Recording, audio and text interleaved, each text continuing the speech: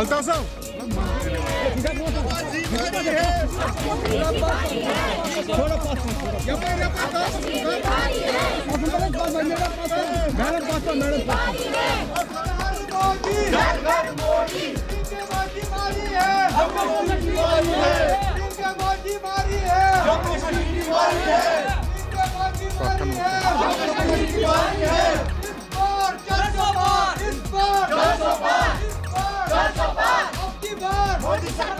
है भारतीय जनता पार्टी के लिए, क्योंकि दो अहम निशानियां कंवल और कैसर जो भारतीय जनता पार्टी के दोनों चीजें कश्मीर में है।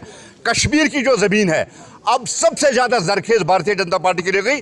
यही वजह है कि वो पार्टियां जिन्होंने 70 साल तक यहां लोगों को धोखा दे दिया, अब रात में ही नहीं दिन में भी अब उन्हें सपने देखने की आदत है। ये अलग बात है कि सपनों पे टैक्स नहीं लगता है, लेकिन कल की जीत के बाद जिस तरह से कल हैट्रिक मारी है और अगली हैट्रिक हम 2024 में मारने वाले हैं। नरेंद्र मोदी जी 400 पार करके फिर एक बार देश का वजीर बना।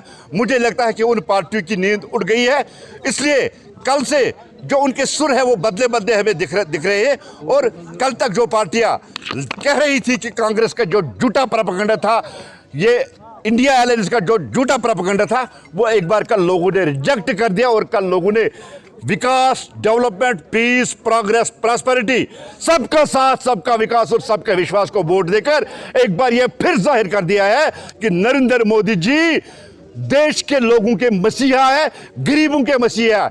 चाहे वो वुमेन्स ब्लॉक हो, चाहे नौजवान हो, चाहे फार्मर हो, सबको साथ लेके चलने वाले नरेंद्र मोदी जी ने कल धूल चटाई कांग्रेस को। और कांग्रेस का जो आखिरी किला है कल उसको भी नेस्त नाबूद करके 2024 की जो दस्तक है वो कल दे दी। मुझे लगता है कि यहाँ की जो रीजनल पार्टीज है जो सपने देख रही है, उनको भी अब मुझे लगता है कि थोड़े कम सपने करने चाहिए।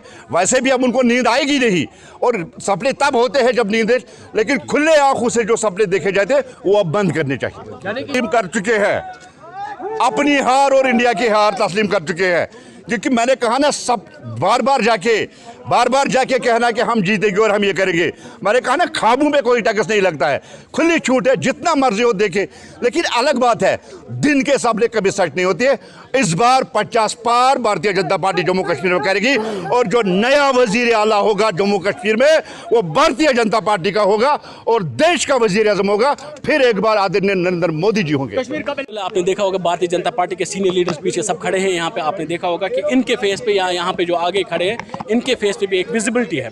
जहाँ तक भारतीय जनता पार्टी का ताल्लुक है, कल भारतीय जनता पार्टी को 4 सीट में से 3 सीट मिली। जहाँ तक ताल्लुक है, आपने अगर वोट परसेंटेज इनका शेयर देखा होगा, 24% भारतीय जनता पार्टी को मुस्लिम डोमिनेट एरिया से वोट मिले हैं कल के 3 स्टेट्स में।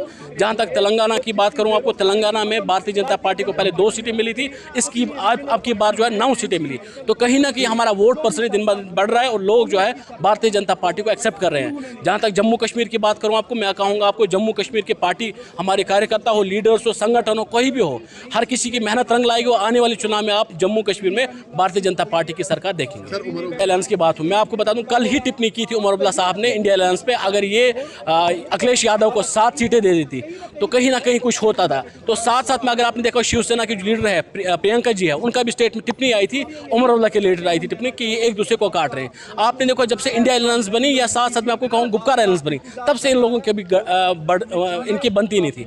अगर आपको याद होगा, जब यहाँ पे गुपकार अलायंस बनी, पहले एक एक इनकी विकेट गिरती रही और उसका नतीजा आज हमारे सामने। इंडिया अलायंस जो है कुछ नहीं है, इट्स अ फैमिली बिजनेस है, नथिंग एल्स। आने वाले चुनाव में और इस वाले चुनाव में आपने देखा होगा कि भारतीय जनता पार्टी को बहुमत मिली और कांग्रेस जैसी सरकार या जितने भी इनके अलायंस हो, उनकी कैसे हार होगी।